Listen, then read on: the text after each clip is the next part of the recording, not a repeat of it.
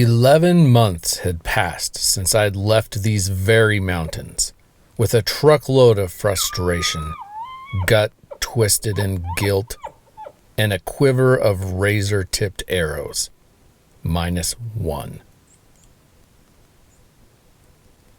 Bobby rolled footage over my shoulder once again, but we didn't find the jolly herds of elk we'd come to expect from this range of mountains, canyons, and critters. Like driving past your old high school 10 years later, it just didn't look the same. It looked, strangely, smaller.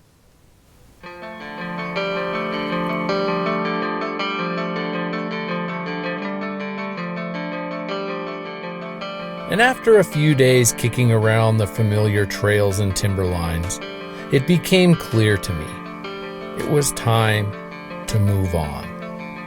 Time once again to wander.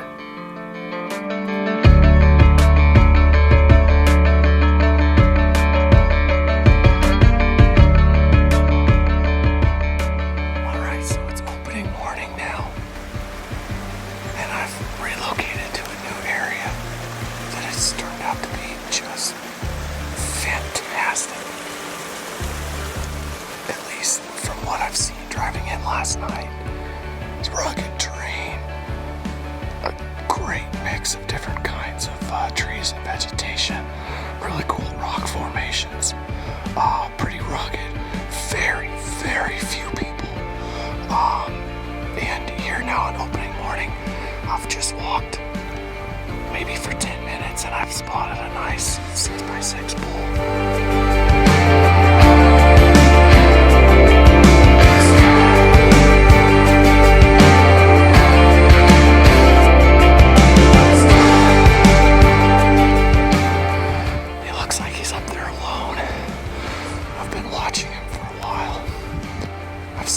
His antlers a little bit and bugle, but he's far enough away to where I couldn't hear the bugle.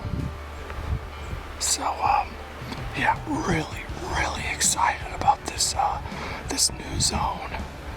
I think I'm gonna call Nirvana. Cheers to what we hope will be a brand new great season.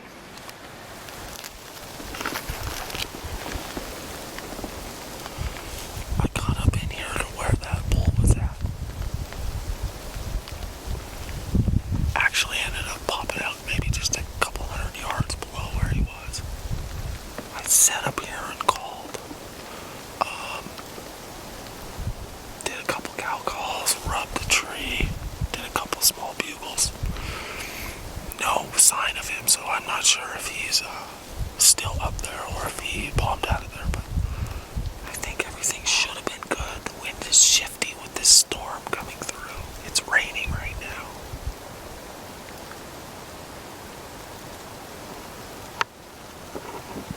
Now I'm trying to decide if I should just stay put here or kind of back out, leave this guy alone, and go explore some more country.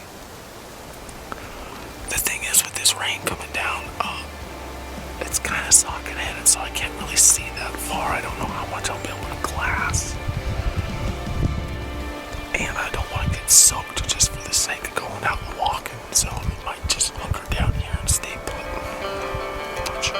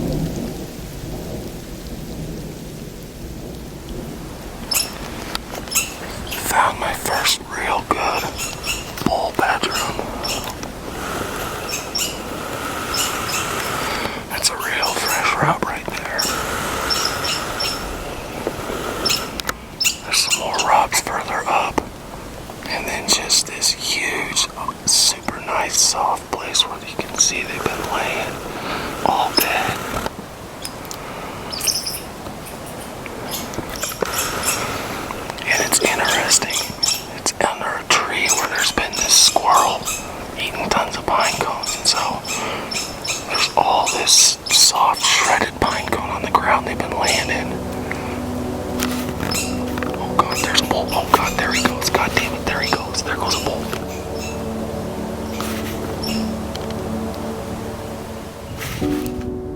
The bull I'd spotted had indeed been hunkered down in the bedding area I'd honed in on. And despite a cautious approach, sprinkled with elk calls and sounds of all flavors, he had kept his lips sealed, and me unaware of his location.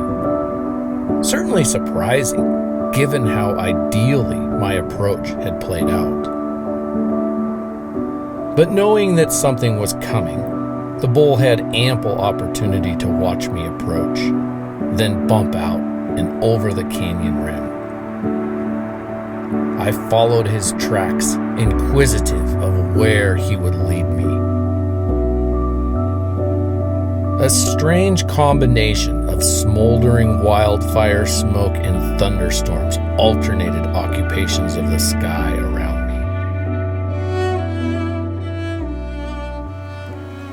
me. Between white curtains blowing in the wind, I was spotting elk, and all bulls. Not bad, I thought to myself. Now, just to get him talking. Over the hills and far away, Nirvana, as I called it, was proving to be a trove of diversity and discovery. Despite a lot of rain, the vibe of the place felt welcoming. Huge mushrooms bulged from the rain-soaked earth like nothing I'd ever seen before. The place simply felt magical.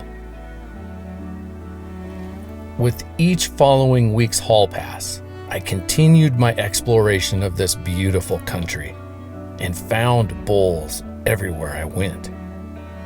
By mid-September, I'd counted something like 14 different mature bulls, and not one cow. Nor had I heard even a single bugle. It made no sense to me that so many bulls would be holding together the way they were so late in September. I'd already witnessed classic rutting elk behavior a few ranges over in my previous zone. So why was this area so different?